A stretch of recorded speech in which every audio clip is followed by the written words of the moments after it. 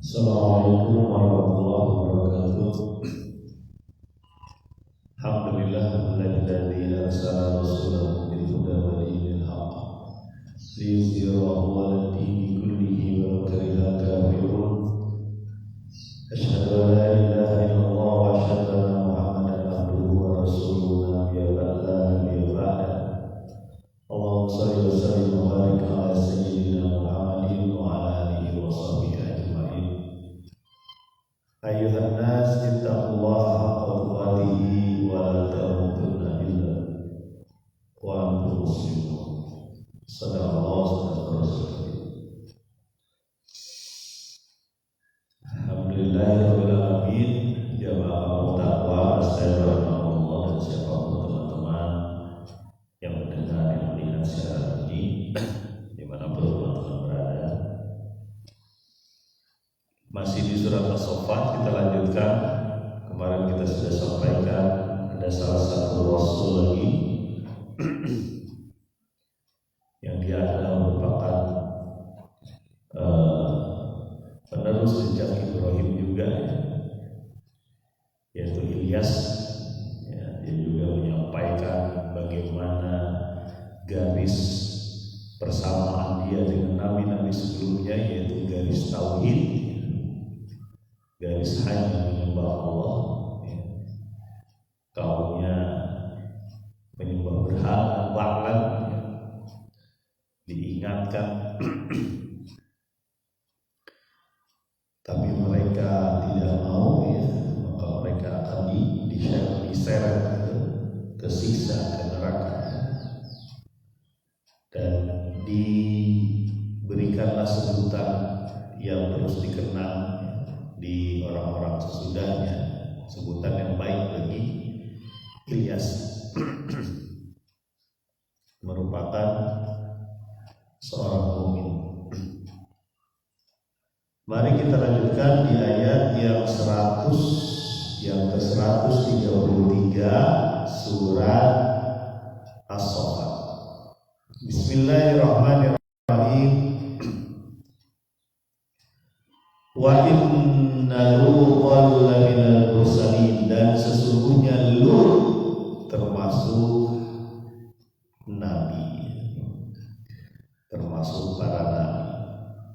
Nah, ini sekarang ada penggalan kisah Nabi Lut, seperti penggalan kisah-kisah sebelumnya ya. Ada Ibrahim, ada Nuh ya. Nah, ini tentang Lut. Nah, kita tahu bahwa Lut adalah salah satu keluarga famili dari Ibrahim. Di beberapa kisah, di beberapa surat direndengin, digabungin atau disambungkan ya, seperti kisahnya ketika Nabi Ibrahim mendapatkan kabar gembira berupa bayi ya, di istrinya sudah tua ya.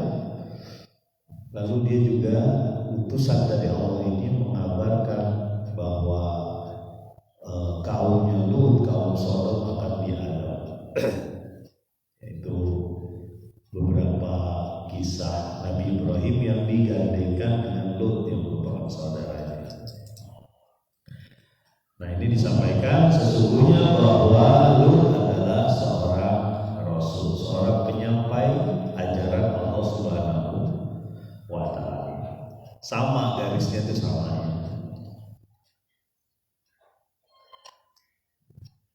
Ayat selanjutnya di ayat 134. Inna jaina wa ahlahu ajma'in, kami selamatkan dia dan keluarganya semua ya.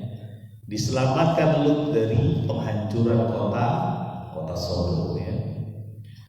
Yang ada yang mengatakan sekarang kota Sodom daerah Sam, Yordania, di Laut Mati atau daerah-daerah sekitarnya.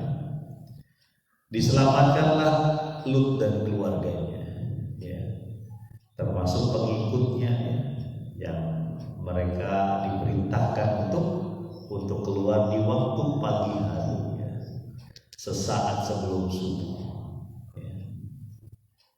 Alaisa subahi biqari, bukankah subuh itu begitu dekat. Ya. Itu pernyataan bahwa subuh akan dijadikan waktu untuk penghancuran kaum Sodom. Nabi Lut dan keluarganya diperintahkan untuk keluar dari Sodom dan tanpa menoleh ke belakang, ya. Jadi waktu pagi banget, mungkin sekitar jam 2-an waktu sahur lah mereka berangkat keluar. Sementara kaumnya menunggu untuk penyerahan tamu-tamunya Lut itu kan, disuruh berangkat. Nah, di situ ada jaminan dari Allah bahwa para rasul dan pengikutnya mendapatkan keamanan, mendapatkan kemuliaan, ya, diselamatkan dari azab yang menghinakan. Ayat selanjutnya, ayat 135. Illa ajuzam fil ghabiri, kecuali wanita tua yang tinggal bersama mereka. Wanita tua itu maksudnya siapa? Istrinya Lut, ya. Istrinya Lut tidak diselamatkan, ya. Jadi kita bisa bayangkan bahwa seorang nabi pun punya kewajiban untuk menggiring keluarganya menuju surga, ya, dengan sekemampuan, sekuat mungkin, ya. Allah menakdirkan salah satu keluarga Nabi yang tidak ikut Nabi, diantaranya adalah Nabi Lut yang istrinya tinggal di belakang, ya. Istrinya tidak mengikut perintah Allah untuk pergi, ya. Berkemungkinan istrinya masih sayang dengan masyarakat yang rusak tersebut, ya. Atau istrinya mungkin menyetujui hubungan yang tidak, binatang aja jijik, ya. Itu hubungan sesama jenis. Binatang aja jijik nggak mau. Kalau perlu ayam jago tuh berantem, bukannya bersuka-sukaan. Betapa manusia itu lebih buruk, ya, daripada hewan, ya. Untuk kasus-kasus tertentu, ya, lebih buruk, ya. Kal-an'am, seperti hewan, balhum Allah, bahkan lebih sesat dari hewan. Jadi ada keluarga yang tidak menyetujui, ya, kepergian Lut itu. Karena ini kan perintah dari Allah. Karena kota itu bakal diberikan azab. Berarti mungkin dia tidak mempercayai, ya.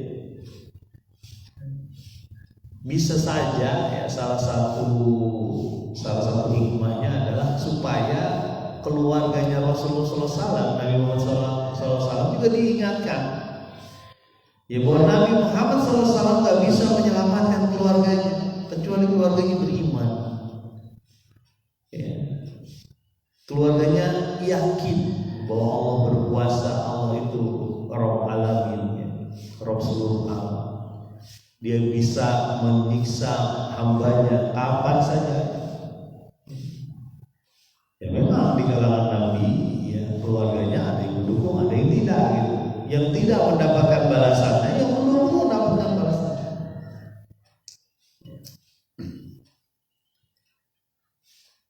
Illa ajuzan fil ghabirin, ya, wanita tua yang di belakangnya, ya, ikut bersama orang-orang di belakang. Tsumma dammarna al-akhirin, kemudian kami hancurkan orang-orang yang tertinggal itu, orang-orang yang sesudahnya, artinya sesudah mereka pergi, ya, tinggal itu. Dihancurkanlah kota Sodom, kota yang mungkin pada saat Nabi Muhammad SAW diutus itu masih berbentuk puing-puing. Saya nggak tahu kalau sekarang itu seperti apa, masih ada. Dan saya pernah ini contoh gampang, ya. Saya pernah ke daerah Hambalang, ke Bogor.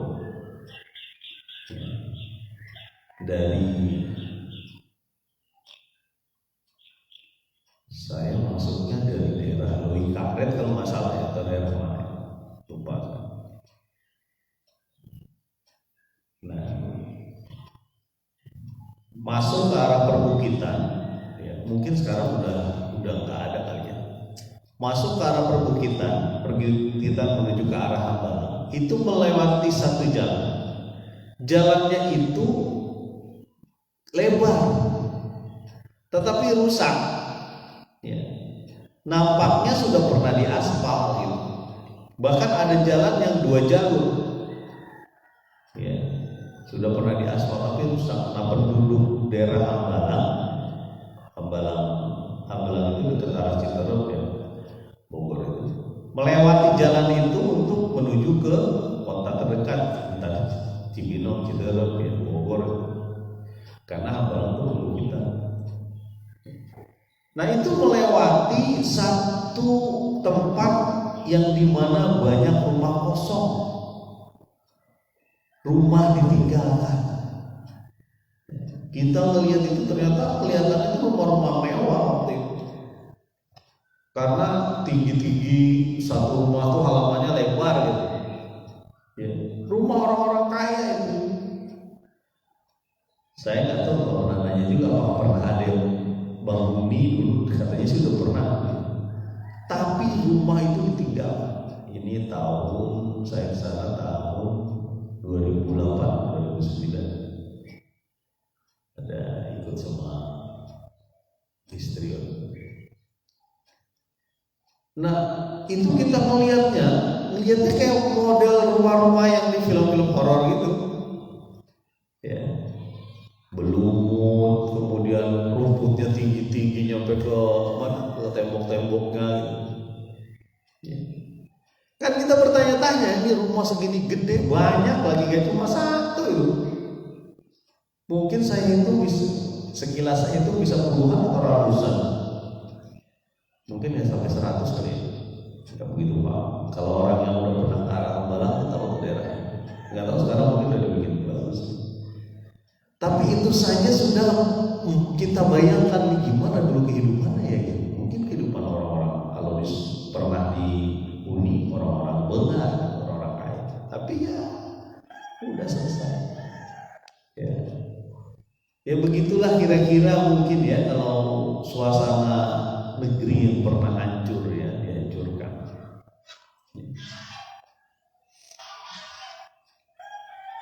Jadi kembali lagi ke ayat 136 tadi ya. Kami hancurkan orang yang tinggal tersedak yang masih di sana.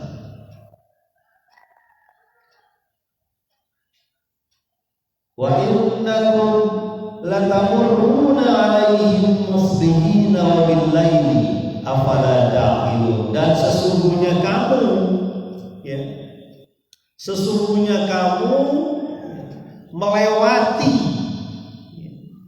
melewati mereka, melewati sisa-sisa mereka waktu subuh dan waktu malam. Afala ta'qilun, mengapa kalian tidak berpikir? Nah, ini arahnya beda. Arah pembicaranya kepada Quraisy pada saat itu ya.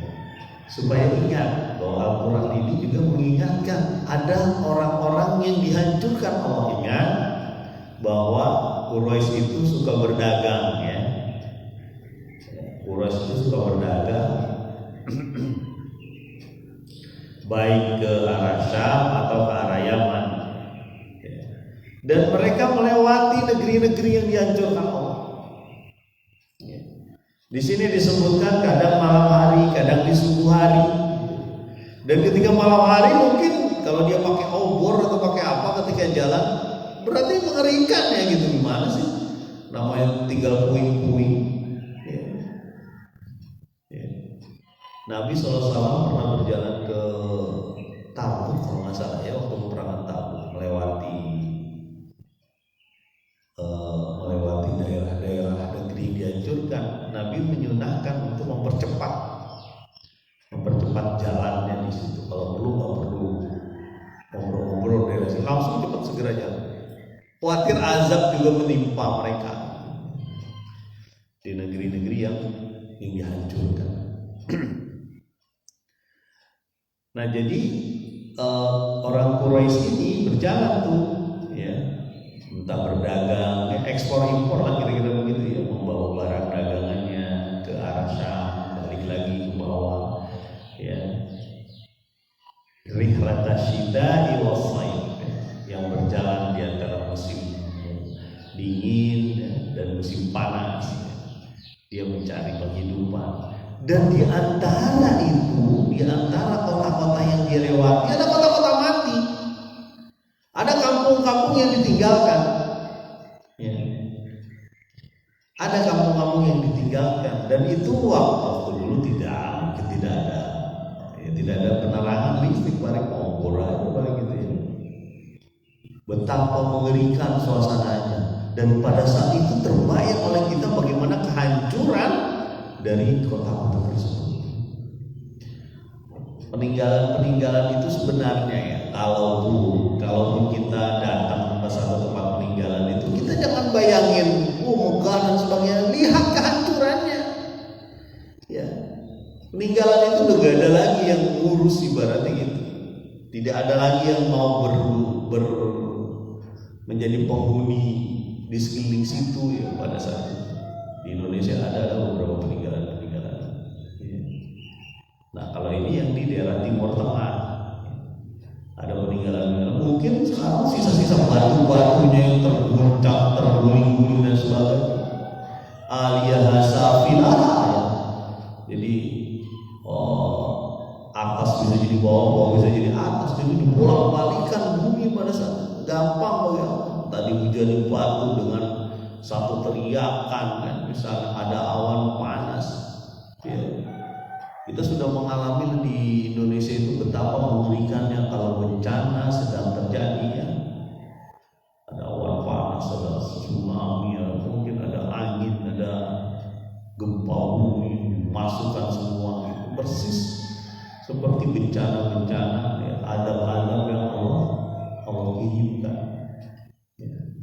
Ini supaya mengingatkan kita bahwa di sini ada kekuasaan yang begitu menguasai kita. Kita hanya mengikuti saja apa perintahnya, itu saja sudah cukup. Tidak perlu banyak bertanya, yang penting kita amal gitu aja. Ya. Jadi musbihin wa bil-lail, musbih dan lail, di waktu subuh dan di waktu malam orang-orang berjalan apa? Berjalan mengikuti tujuan dia untuk berdagang misalnya atau berpergian, tapi dia melihat kota-kota yang dihancurkan. Dan kota-kota yang dihancurkan itu mestinya kita mikir ya. Mikir. Makanya kata-katanya di sini, apalah ta'qilun, kenapa kamu tidak berpikir? Ta'qilun kan akal. Kalau bahasa lain, kamu punya akal enggak? Punya otak gak untuk berpikir? Lihat gitu. Lihat daerah-daerah itu yang mungkin awalnya subur makmur, Gemah, Ripah, Lojinawi ya. Apa artinya Pak Gemah, Ripah, Lojinawi? Orang Jawa itu tahu, pokoknya subur makmur lah gitu ya. Tapi dihancurkan karena tidak ada keimanan di sini ya. Orang-orang ini layak nih.